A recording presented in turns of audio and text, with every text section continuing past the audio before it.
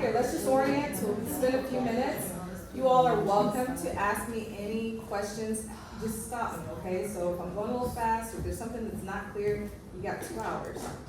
Please ask the questions that you need to ask. Some of them we might not be able to get to, but you can stop me whenever. Let me put my phone on silence. Okay, so the American Association of Clinical Endocrinology, I think I talked to a couple of you yesterday about AACE guidelines, and I like this so much because it's just so clear, right?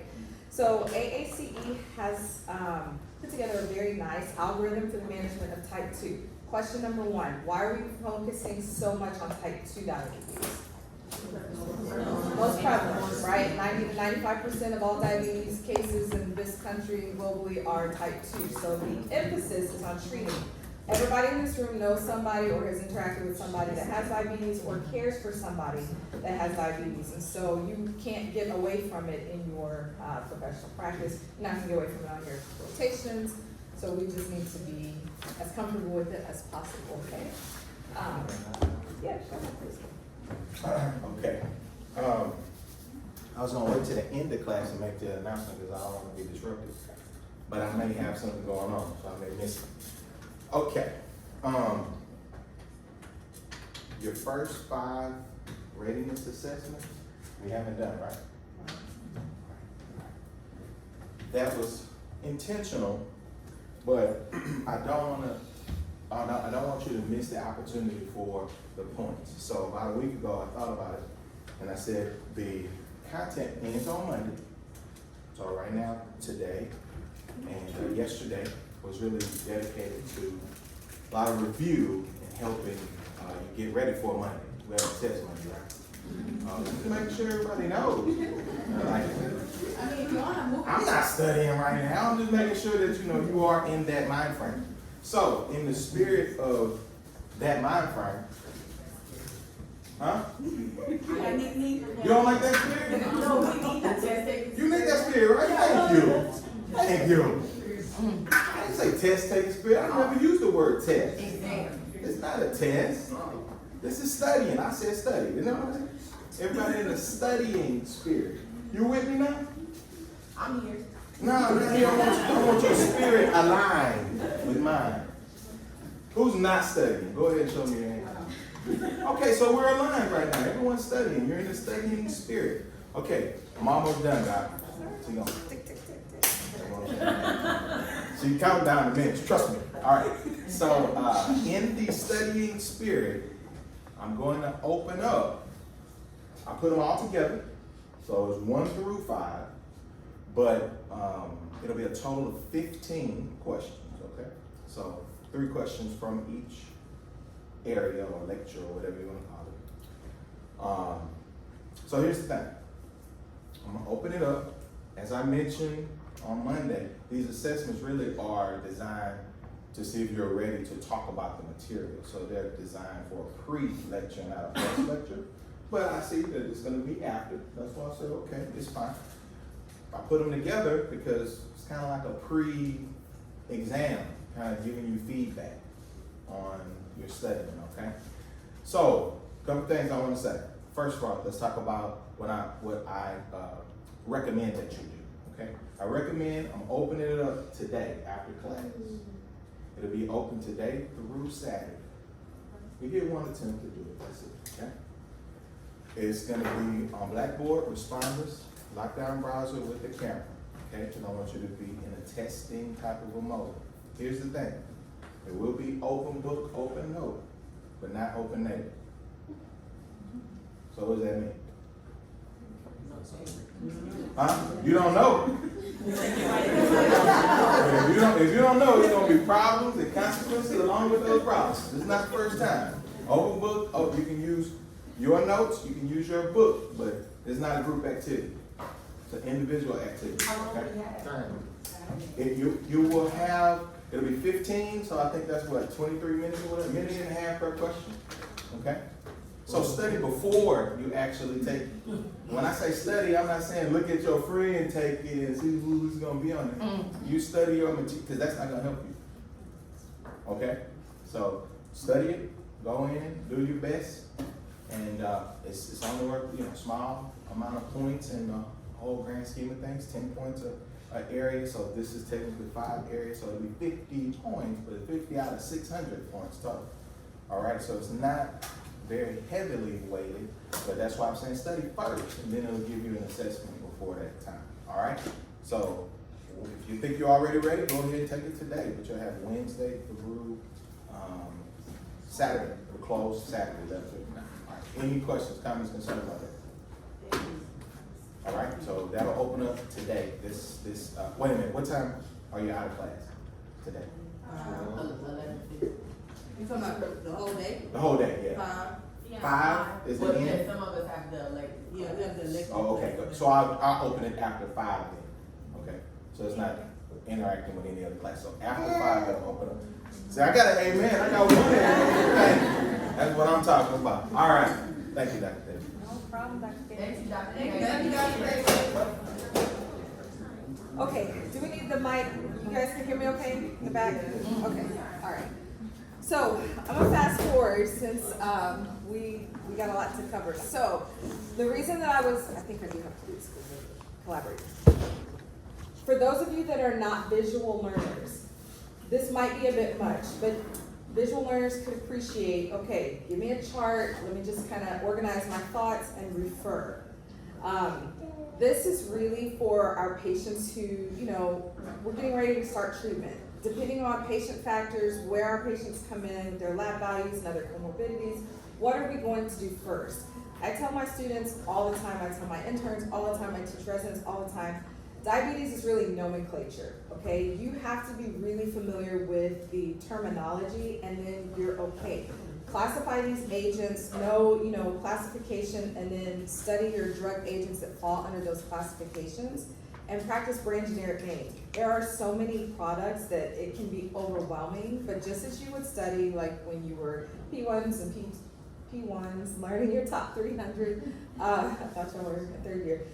Look for those tails that end the same and look for things that are common. And then once you know the class, know what stands out about specific agents in that class and let the rest kind of sit at a global level. Because you are not gonna be able to memorize every single drug, every single brand generic. It's a lot of information.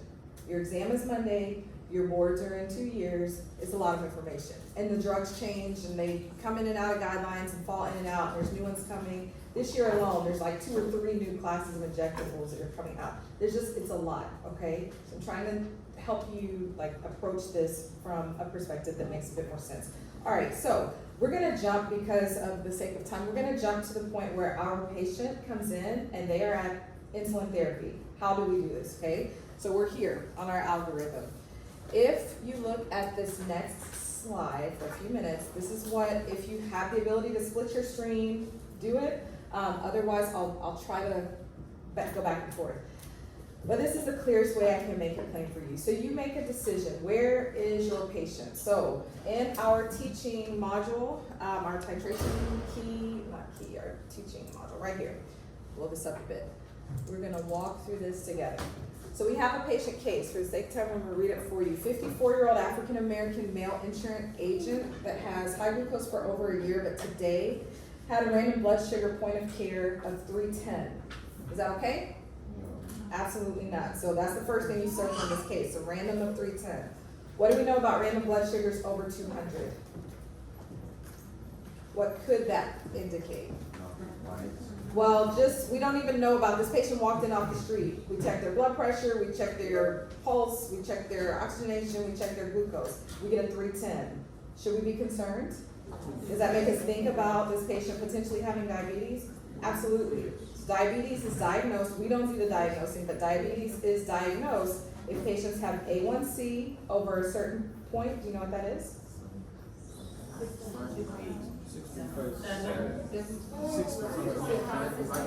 Over 6.5, right? Over 6.5, our patients' goals are different. The 8 and the 7s and all that. But diagnostic criteria for diabetes is A1C, classic symptoms, and a random blood sugar of over 200. If your patients present with any of the two, like the symptoms and the the random blood sugar over 200, that's diagnostic, or lab value, A1C, that's diagnostic, either or. So this is very helpful because the patients that walk in without any medical information, they're poor historians, we don't have a chart or any other information on them. They come in, they're complaining that they're urinating all the time, they cannot get rid of the thirst, they're falling asleep in the middle of like eating all these additional meals because they're so hungry all the time, plus their blood sugar is 310, that person could be diagnosed at that moment as having diabetes. Does that make sense? Okay, so we don't have to wait on labs, we don't have to do all of that. Diabetes, and let's go. Okay, so our insurance agent, he had a random of 310. He has some significant cardiovascular history, MI 4 years ago. Cardiovascular medications are on board because he has hypertension and he had the MI. He admits to a personal medical history of medullary thyroid carcinoma. Let's pretend this says 2008 because that's a long time ago. So 2008. Physical exam today is a normal BMI 28. So if we stop right there, we need to be highlighting so far. We have that this is a random blood sugar of 310, that is problematic. The patient has cardiovascular risk factors, that is problematic. And he has this history of a particular cancer, which should be highlighted because if you're thinking some of your oral agents, you cannot give, right? So that's in there on purpose. Physical today is normal, but his BMI 28, is that normal weight, underweight, overweight? He's overweight. Is it overweight or obese? Overweight. Yes, good job. So he's overweight. He admits to feeling tired, waking up to urinate 2 to 3 times per week at night, and unrestricted diet with very little exercise. So we have a clinical profile, and again, I use this exercise a lot, so ignore the dates and just pretend like they are very recent. So if we look at that, let me pull this up a bit. We have a patient who has a weight here. Oh, sorry, guys, why is Teams coming up? Just, sorry. I don't know. Okay. Our patient's weight and BMI is here for us. A1C, very significant, 11.3, highlighted, okay? The first thing that you want to do when you're approaching patients' insulin management, calculate their weight in kilograms. You have to know that, okay? So step one is always weight to kilograms. So can somebody calculate that for us and tell me what it is?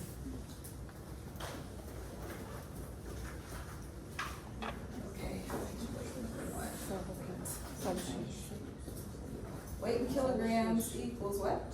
96.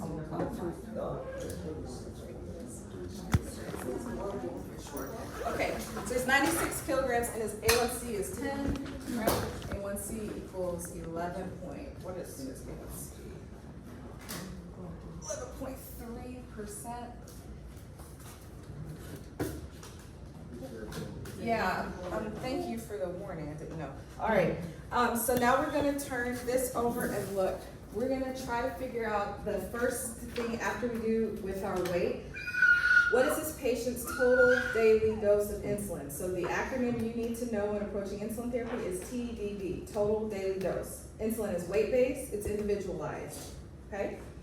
Physicians, prescribers, those that initiate insulin in patients have 2 options. You can do an easy start or a standard start, 10 units, and titrate to response, or you can calculate and do an individualized dose based on the patient's weight.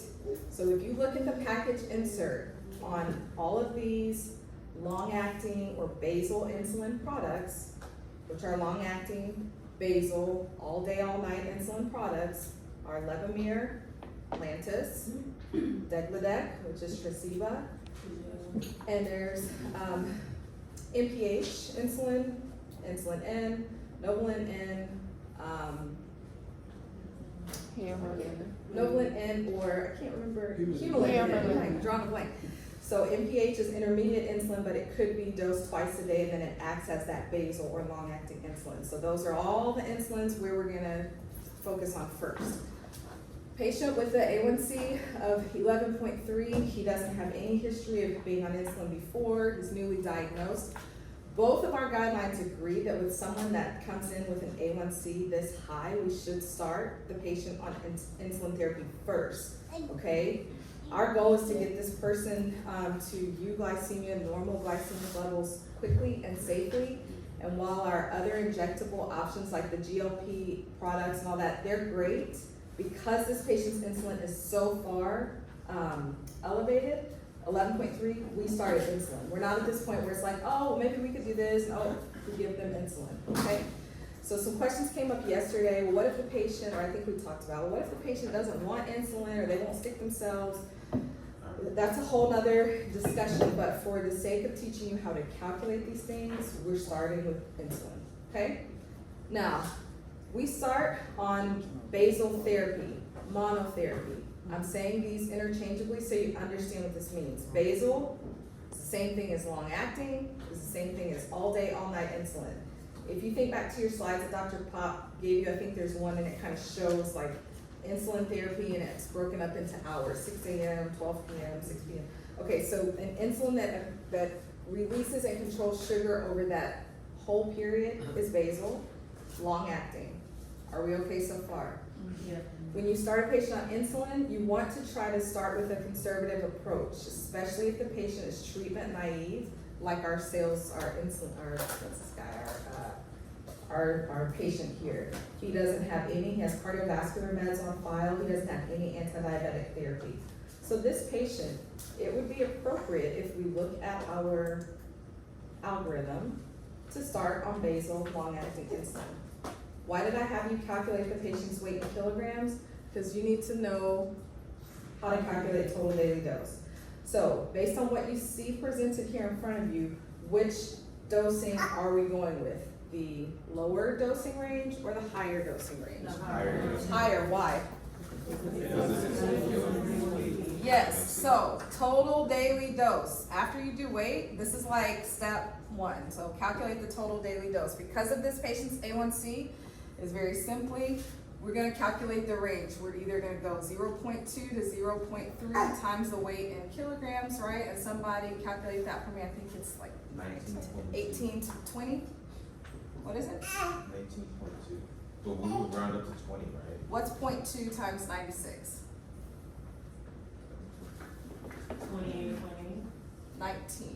28, yes, I'm so sorry, I did this wrong. Okay, what is it? 1.3 is 28.8, is that what you asked? 28, no, what's 96? I left my calculator. 19.2. 19.2, okay, so this means that our dosing range that we can start with is 19.2 to what's 0.3 times 96? 28.8. To answer your questions, absolutely, we round because you can't give point anything of insulin. Patients can't administer that, okay? So we might be able to do stuff like that in inpatient, but we can't do that in the outpatient setting. So we're saying that our patients should be recommended to start a long-acting insulin at either 19 to 28 units, somewhere in that range. All of that is acceptable. Does that make sense? Kind of. Yes. Okay, so that we can all be on the same page, let's do something nice and easy. This is what Dr. Pop was referring to in working in increments of 5. Y'all saw those little pins yesterday. They're easy to dial up and see exactly what unit you're injecting, but the vials can be difficult, the vials and syringes. So just think about that for 2 seconds. Patients that have diabetes, especially those with really high A1Cs or long history of disease, they start having, retinopathy and issues with their vision, and it impacts them very early. It's so much to the fact that sometimes they don't even go in for treatment or seek medical attention because they think, my eyesight's just getting blurry, I'm tired, I've just gained this weight or lost this weight. So they don't really associate that blurred vision as being a problem. They just kind of chalk it up to like aging or something else. But we know from what's been taught, diabetes impacts those microvascular areas, right? So the blood vessels that feed the retina, the blood vessels that feed the kidneys, the blood vessels that are very important in peripheral circulation, all of that starts getting impacted very, very early. So patients will often not understand that that's a sign that they have diabetes or that it's progressing. So why are you saying all of that? Because if we start this patient on 22 units of insulin and he's using a vial and syringe, that might be really hard for him to see. So start something simple. We can go anywhere from 19 to 28. So if you were to say this patient should start on 20 units of Lantus today, that would be okay. If you were to say this person should start on 25 units of Levemir today, that would be fine. you say this patient should start on 19 units, that would be fine. Do you understand? We're saying all the same thing. This is all acceptable. So when you were working up your patient case, if you have to determine how much insulin to give a naive patient or someone that's starting therapy, as long as you follow your guidance on their A1C and their weight, you should be able to calculate what would be acceptable. Have I lost anyone yet? No. Perfect. Okay. So then we have this guy. He's also, I've heard students say, well, what about metformin? We were told, you always put everybody on metformin unless it's contraindicated. Metformin, in all practicality, it should be started when patients start insulin therapy, or if they're not on it and they don't have any contraindications, it should be. Biguanides are insulin sensitizers, so it wakes the body up to this insulin that's being injected, and it makes it more receptive. So you have a better outcome with your patients when you combine metformin with insulin. So it's kind of like vitamin D and calcium. You know how one is not really absorbed well without the other? Like, you have to have both for proper bone metabolism. That's like these sensitizers. You need insulin and metformin to work in concert together. So this guy, he might say, I don't understand, why am I taking this metformin and I have to start this insulin? Well, Mr. Patient, it's because the metformin is making your body more sensitive to this insulin, so it will work better, okay? So step one, we've decided, yes, because of our patient's A1C, we know we're starting insulin. We are gonna do a weight-based, individualized treatment for him. Based on his A1C, we calculated a starting daily dose range to 19 to 28, and we can pick any number in here that we want. What are the insulin options that we have? I gave you a couple of them, but we're talking about long-acting insulin. All right, yes. Okay, Lantus, what I want you to do every time you say a brand name or someone says a brand name of insulin, I want you to train yourself to think, what's the generic name? Like, so that you're practicing this all the time. Glargine. Okay, Glargine. And then what else can we use? Vasaglar, that's what? Same thing. It's the same thing. So Lantus, it's not concentrated. Lantus and Vasaglar are both Glargine. They're both Glargine products. We're gonna get into concentrations in a minute. I don't wanna confuse you. But they're both Glargine. They're like different brand names. But they're both Glargine, and they're both, they can be U100. We'll talk about that in a second. We have Lantus, Vasaglar. What else can we use? Levemir. Excellent. What's the generic? Detamir. Excellent. And then what else can we use? Degludec, Tresiba. Good. And what's the last one? Well, it's ultra long acting, so can you? It's still, yeah, it's still. So Toujeo, what is the? Yes. Now, I'm gonna highlight Toujeo, and we're gonna talk about that in a second. Here's a dotted line because these are technically long acting, but what mimics long acting insulin if we give it twice a day? Yes, NPH insulin, which is either Humulin, right? Humulin, I know y'all can't see this, but it just helps me. Humulin N or Novolin N. Novolin N. Okay, the N's are important. Which ones of these products are over the counter? The ones on the bottom, NPH, the old, the trusted, yes. Why is that important? What happened in 2017? Big storm, hit Houston, everybody flooded? Harvey, okay? We have emergency declarations all over the place. People were flooded out of their homes. There was a lot of not being able to access their home medicine. So let's say somebody had to leave their home suddenly, or they did not have their Toujeo or their Lantus or their fancy newer insulin. Do they just go without? No. They could walk right into Walmart or CVS or Target or wherever and purchase NPH, and the pharmacist should be able to help them, tell them what is an equivalent dose so that they're not without their insulin. Does that make sense? Why we need to know that? Okay.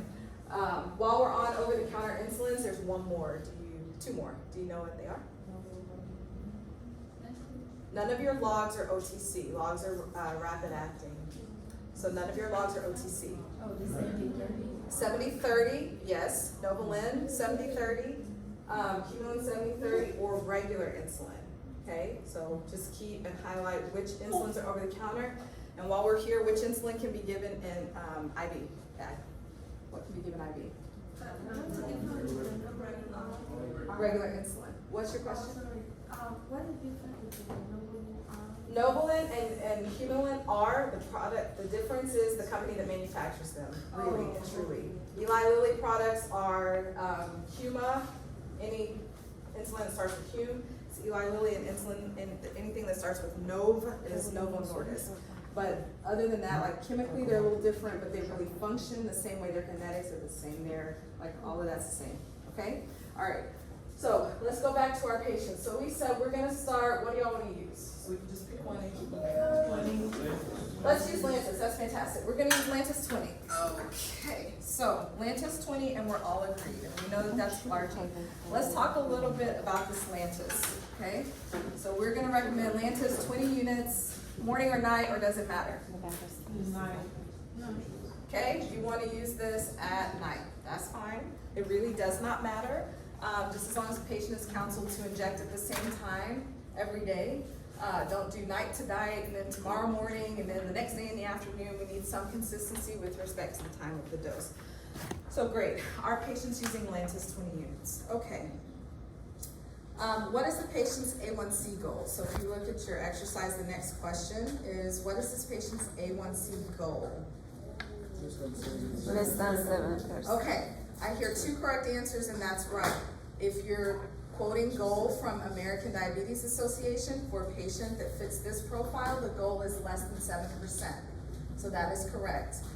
AACE, their endocrinologists are gonna be more strict. They're driving therapy that's more intensive. They're gonna push for a tighter control in patients that you can treat with more intense regimens without causing adverse effects. So younger, healthier patients that should otherwise be able to handle a bit more intensive therapy. So their goal is less than 6.5%.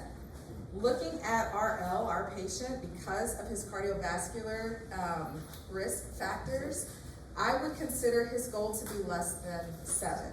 But if you said less than 6.5 for AACE, you're fine, okay? But less than 7 is generally the accepted answer. What is his, if we have a blood sugar goal of less than 7, then what should our patient be told today? So, Mr. Patient, when you start injecting this insulin at night, in the morning when you check your fasting blood sugar, your goal or your blood sugar target should be between what and what? Yes, perfect, okay. That's important because patients don't do what you want them to do just because you tell them. They need to understand whether their therapy is working and be empowered to know what to do if it's not. So why are we checking or having them stick their fingers and scan their Libres and do all of that to check their blood sugars all the time? To know if their therapy is working. So their fasting blood sugar, at this point for this patient, fasting is most appropriate. Think back to Dr. Pop's lecture and he talked about that, or at least it appeared he talked about that from the slides, that you're always going to start with and try to adjust based on your patient's fasting blood sugar. Why? Exactly, exactly. You get the fasting right first, other things should follow. All right, so if your patient, we tell him your blood sugar, your blood glucose A1C level, it's 11.3. We hope that by the time we check you again in 3 months, your A1C is at or below 7%. That's goal, right? Then for him, he's not gonna know whether it's working or not unless you tell him what to check for on his glucometer. So his fasting goal, his target, is between 80 and 130. We don't want you less than 80 because of the risk for hypoglycemia. We don't want you higher than 130 because that means you are not gonna meet your A1C goal if your fasting is always over 130. So far, so good? Okay, so we started him on Lantus 20 units today plus metformin, and we know our titration strategy for metformin, 500 once a day for 3 days. All of that stuff. So we got him on metformin. We're gonna pretend like he's good with metformin. We talked about that yesterday. So metformin and Lantus. Okay, when should we check on this patient to see what his units have been? What was our follow-up? Start insulin today. Follow-up when? 3 months is too long, and the reason being, if it's not working, do we expect an A1C change? If it hadn't worked in 2 weeks, or 4 weeks, or 6 weeks, do we think it's gonna be working 3 months later? Same dose, no increase? No. So anywhere 2 to 4 weeks is okay, and this really, so listen to, you don't have to, but you, we have all of this technology now, so we can follow up with patients with a simple phone call, we can do telehealth, we don't have to bring them back to the clinic. Matter of fact, some of these technology, like these glucose meters, are smart, and they, every time the physician or the patient scans their Libre, if the person sets it right, the results go right to their provider. So you have all this tech at your fingertips to be able to monitor your patients more remotely and more closely. But let's say you're in a setting where, you know, you don't have all that tech, 2 to 4 weeks check-in would be great. And the reason being, the longer you wait to make a dose adjustment, the patient just stays uncontrolled for that period of time, and it's not helping them. Insulin can be titrated, basal insulin can be titrated at a rate of 2 to 3 units every 2 to 3 days. So if we think about that, that means today's Wednesday. This patient starts 20 units today, then by Friday or Saturday, if he wakes up and checks his blood sugar and it's 187, should we leave him at 20 units? No. What should we do? Titrate him by how many units? 2 to 3. So that means by Saturday, he should now be on 22 units every day, and then check his sugar again in 2-3 days and see where is it. So let's say by Monday or Tuesday, he reports his blood sugar morning, it's 165, like it hasn't gone down at all. So what do? Go up again, so now he's at 24 units. So in almost a week, we've increased this patient's insulin by about 4 units, maybe 6 units. Okay, so he's gone from 20 to 26 units in about a week. If we didn't check in on him, titrate, nothing, he'd just be sitting at 20 units for weeks and weeks and weeks with no impact to his sugar. So you understand the rationale behind the frequency of titrating and checking. In some practices, so with my patients have a lot of health literacy, and a lot of them, we have language barriers, number barriers, like they impose numbers, so I cannot give a patient self-titrating instructions in my practice because they don't understand, they'll be confused, and insulin is dangerous, okay? But a lot of, let's say, not anyone in this room, but maybe we have family members, some of us in this room, that have diabetes, and you're able to work with them very closely. You could help them self-titrate because you understand, check your sugar 2 to 3 days, go up 2 units, you know what I mean? Like you can help them with that. So you'll see a lot of different practices based on where you practice, based on what your patient population is, based on that provider's comfortability. The point is, package inserts for all of these insulins will tell you long-acting basal products may be titrated every couple of days by about 2 units. So you do not have to wait a very long time to get your patient to a tighter control. We good so far? We can move? All right. So we know his A1C goal, we know his fasting plasma target, we know when to reevaluate his blood sugars. So he comes back.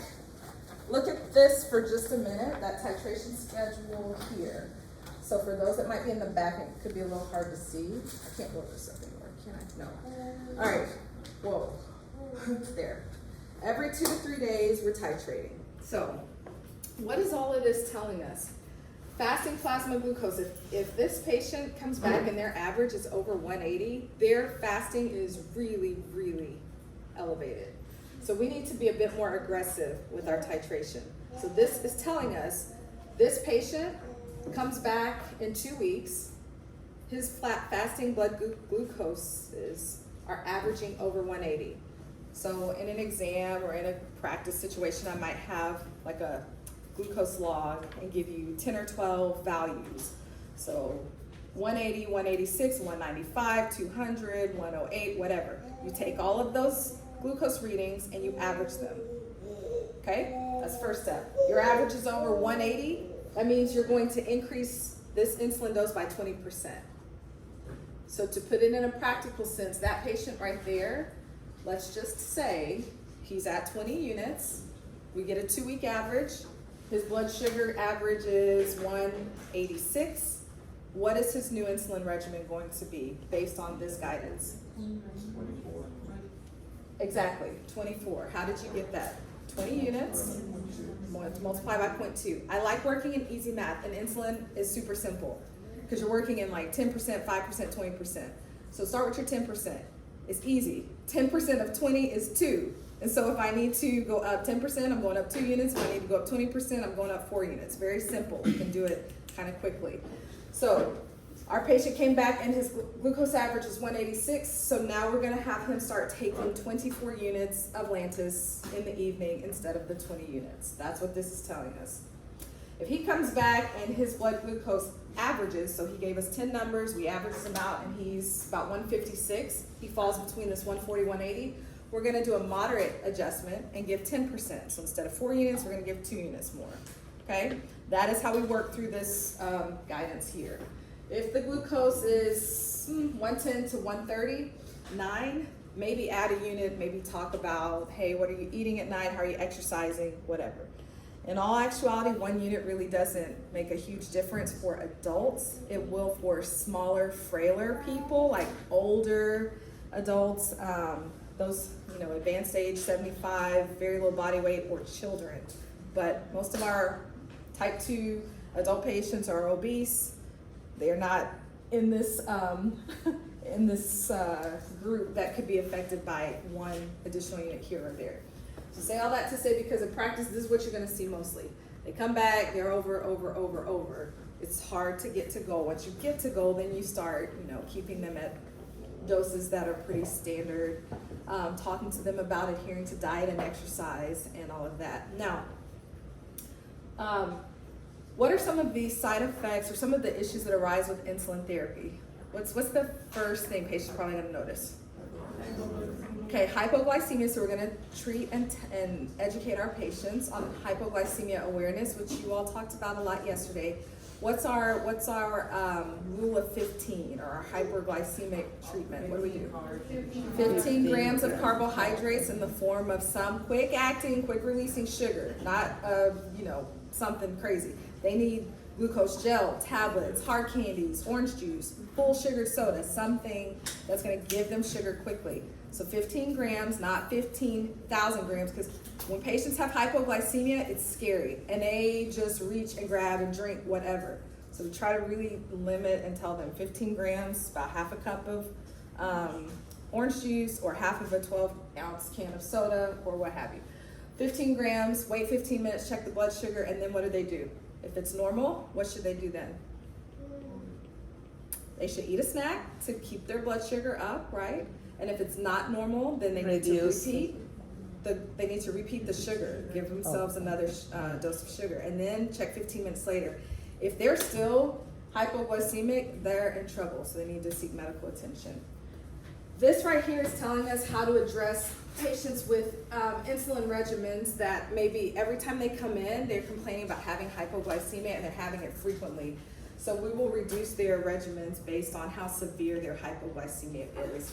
I'm not going to spend too much time here except to say that, if you have a case where your patient has had incidence of blood sugar 40 or less, most of the time we're a little bit more aggressive than this, 20 to 40%. We'll do like half the insulin dose for the next few days just to make sure that they're out of that risk. Severe hypoglycemia can lead to altered mental status, coma, and patients may have to have glucagon injected. So we try to avoid hypoglycemia at all costs. All right, let's take this back to our patient, okay? So he comes to us and we have this data from his glucometer log. His fasting blood sugar is 184. He's been checking before lunch and after dinner and all of this. What do we see about all these values? 184, 224 before lunch, 268 after dinner, 198 at bedtime. They're all really high. Yes, sir. We should go back to the other slide where we're having the hypo. Yeah. Where it's on 70 and Less than 70, less than 40? Less than 70 and 40. What, those 10% that is there, are you giving the patient insulin at that right point in time, or you are stopping it?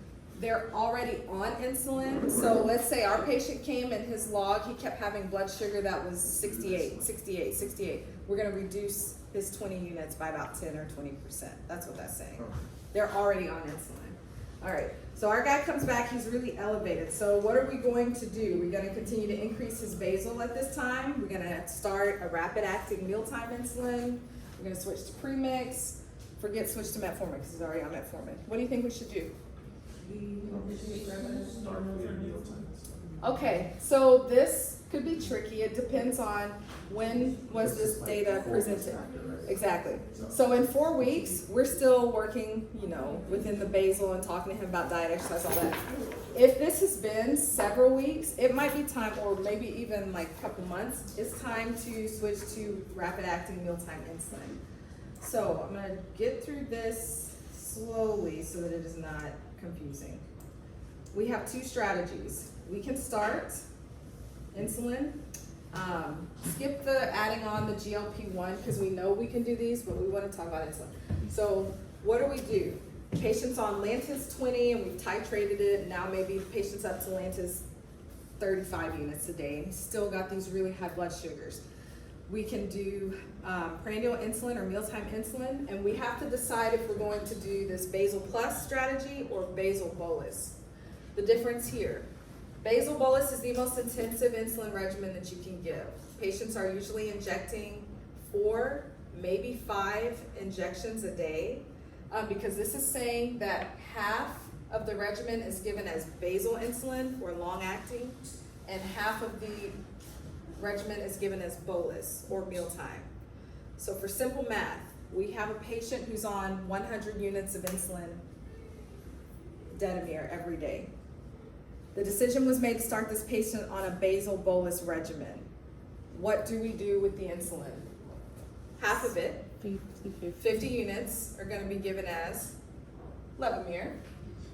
The other 50 will be given as rapid acting, pick one. Humalog, Novolog, Apidra, whichever you want for mealtime coverage. That's what this means. In patients that were not quite ready to be this intensive, he's on 100 units of basal insulin. So maybe we start and we say, okay, our patient seems to have the highest blood sugar readings after dinner. So maybe we target the dinner meal and start 1 mealtime insulin injection plus the basal and see if we can get this patient to better control. So you can start with a more conservative approach, basal plus 1 mealtime insulin, or that doesn't work, basal plus 2, and then basal plus 3.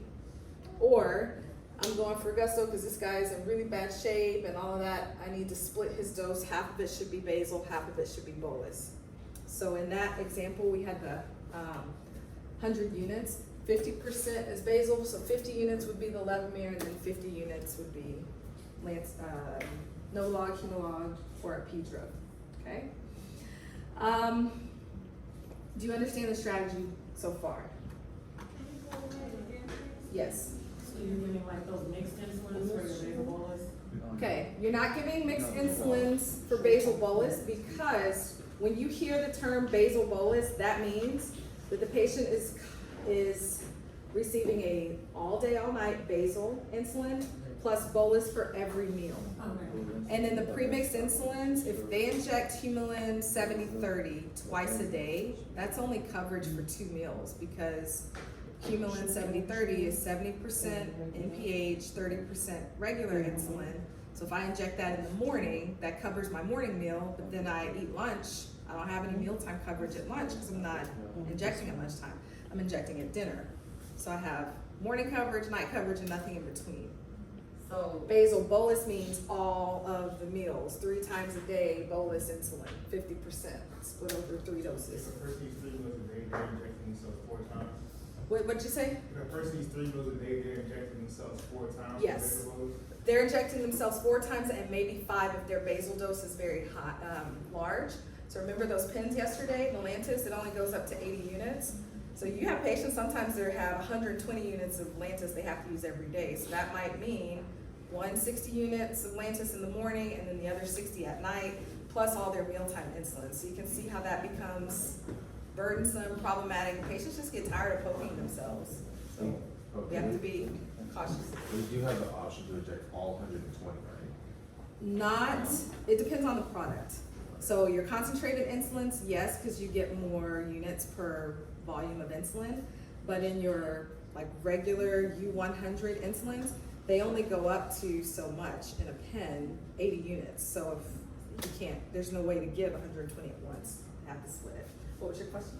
So I was wondering, with the +1, +2, +3, it's the same insulin that they use for the basal, so.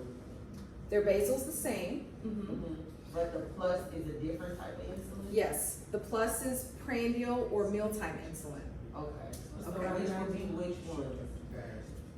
Short acting, which is regular insulin, Okay. or rapid acting insulin, which are your logs, Humalog, Novolog, Apidra. My suggestion to you would be to look at your insulin and make sure you're able to classify them with respect to their duration of action. So a short acting insulin, there's only one, it's regular insulin. Rapid acting is your log insulins, and those are quick. They start acting within 15 to 30 minutes, 15 to 20 minutes. Duration of action is like 2 to 3 hours, and they're done. So they don't hang around. We don't have a lot of hypoglycemia. They're just for that meal, and they burn off by the time the patient needs to eat again, and they can inject again. You had a question in the back and a question right here. Go ahead. Question. Okay, so for basal bolus, after we do the 50% basal and prandial, like, with which one we start with 50% of TDD in the 3 doses? Is it the prandial, the basal? This is just saying, so for basal bolus, this is saying our patient's total daily dose is 90 units. 90 units total daily dose. That means 50% of this is going to be basal, which would be 45 units. Yeah, sorry, I know y'all can't see through me, but 45 units. And the other 50% is bolus, which is also mealtime, which is also the same as prandial. All three of these words mean the same thing. So we have to add a new type of insulin, something that could be given for meals. Long-acting insulin is not bolus insulin. These options are either your logs, so anything that ends in log, or Apidra, or your regular insulin. So we have to add a second insulin type to do a basal bolus regimen. Was that your question? Or not really? Oh, okay, yes. Oh, I've got this part, but then now the 50% taken in 3 doses, which one will divide in 3 doses? The bolus, the mealtime. And it's 3 doses because it's basing it off of eating 3 times a day. Oh. So that's why it's 3 doses. Bolus, prandial, mealtime. Yeah, so they would get 15 units, so this would be 45 units over 3 doses. Split over morning, oh, this is a horrible board. AM, lunch, PM. So this is AM, this is lunch, this is PM, so 15, 15, 15. So that means our patient's injecting 45 units of Lantus in the morning or at night, whenever you have to. And they're injecting 15 units of Novolog with breakfast, 15 units with lunch, 15 units with dinner. So it's the total daily dose split 50%. And then the mealtime insulin, you split over 3 times a day. This is bolus, yes. It's one of those logs, Apidra, or we don't like regular insulin because it's too unpredictable. Can I erase this? No. Okay. That's fine. I'm going slowly because honestly, guys, like there's a lot, but it's not overly complicated once you just get it. So terminology. Knowledge check, then I'm gonna give you a quick break. We're gonna go over 2 rules that you have to know for your board exams because they always come up. And then we may move into That's the basal bolus though, the 50% basal is gonna be our nighttime, they just do the 24-hour period, and you're getting the mealtime regimen. yeah. And now basal insulin can be injected, these long-acting insulins can be injected morning or night.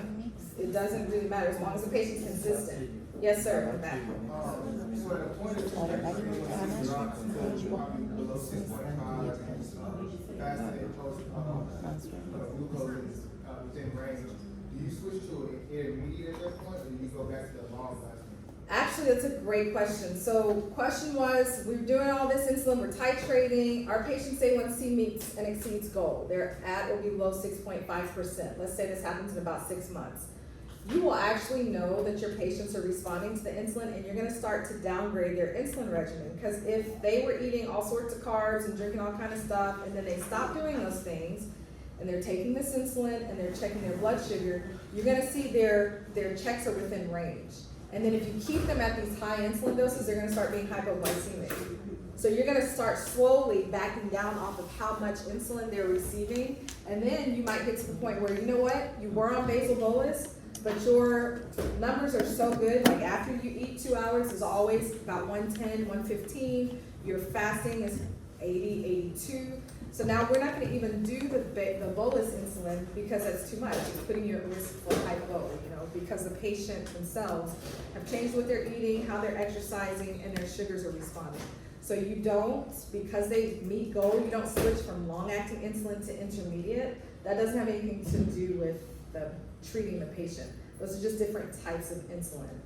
Intermediate or NPH insulin was around way before these synthetic analogs came about, which are our long-acting. So all we had to treat with was NPH, which we had to dose twice a day. But now that we have these long-acting and ultra-long-acting, those are preferred. They're covered in most insurance plans. We Medicaid, Medicare. We have, availability of these insulin products through the drug companies for patients that can't afford them. So we really have better alternatives. NPH is tricky for lots of reasons. So we try to stay away from it, but when all else fails, we can use it for a patient's basal insulin. Yes, sir. Yeah, regard to, that's what I was saying, that it's a combo that has, 2 insulins in one. The pre-mixed? Yes, the premix, like the very one, which we said, okay, beginning, we have to 50, yeah, no, the other one, yeah. Yeah. 50. Mhm. My question is, we are going to give it twice, talk about the long acting, give it morning and night. No. You don't do that. Long-acting insulin's not giving morning and night. It's given once a day unless the dose is very large, because you can only inject so much insulin per syringe or per pen. So that's why patients will split the dose. Yeah, but if they are all, the 2 of them are Right. together. So the pre-mixed insulin, we don't use for here. We don't use pre-mixed on basal bolus. You can use pre-mixed if your patient's on a basal +2, but basal +1 or basal bolus, you don't use pre-mixed. Did that answer your question? Okay. Yes. Is this the basal bolus, is after the basal +1 and 2, 3? Basal bolus, it could be, yes. After, but if your patient's high blood sugar, very, very high risk, lots of symptoms, you might go ahead and start basal bolus. Okay, and then the exception to that, I know we're talking about type 2, but you do understand that your type 1 patients, all of them are on basal bolus regimens, right? Because they do not have any natural infusion. Exactly, so they have to have either continuous insulin pump infusion or they're on basal bolus regimens, because we're trying to mimic normal insulin secretion for them. All right, let me quickly jump to, because I want you all to understand here. So the reason, this type 1, we'll talk about it. I encourage you to try, maybe, those of you that get everything down that you need for your exam, reference these. I'm happy to post a key later, but you're not gonna have any of this on your exam, so I will not post it before Monday, so I don't wanna confuse you. But I want you to try to work these out, especially if you're interested in like AmCare, diabetes care, all of that. You can reach out, meet with me. I'm happy to go over this one-on-one or small group or whatever. I know we don't have enough time for all that today. But I bring this up because there are 2 rules that you're gonna have to remember. Did you talk at any point about the 1800 rule or the 500 rule at any point in any of your lectures? No, is the 500 rule would have to do with somebody having to go in an emergency? No. That, it does have to do with that. So clearly we ain't No. Let me switch so I can make sure I'm not confusing. Okay, let's start with we'll work through this one. You guys need a break before we work through this, because this is a switch in gears. Okay? All right, how about 5 or so minutes, kind of stretch, walk around, talk, and then we'll go into this.